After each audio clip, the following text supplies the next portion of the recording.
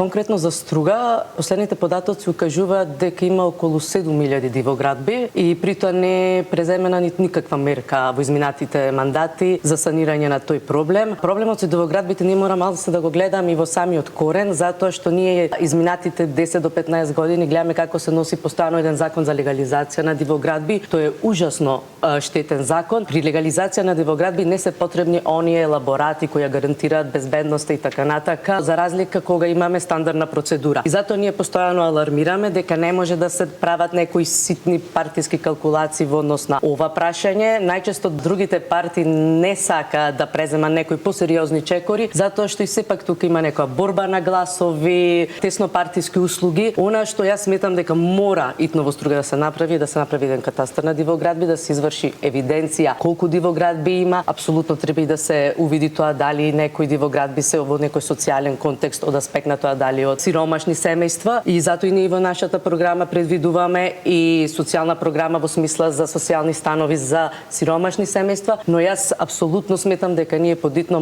мораме да трнеме со отстранување на оние дивоградби кои се во заштитената зона на УНЕСКО регионот и оние апсолутно кои се опасни по безбедноста на граѓаните, затоа што, како што добро кажавте, после тоа што се случи во Кочани, кое беше една кулминација на беззаконието кое заврши со една таква трагедија, и ние апсолутно мора да сватиме дека има причини зашто постојат некои законски, некои безбедносни легислативи и апсолутно мора тие да почнеме да ги почитуваме без било како да го релативизираме беззаконието.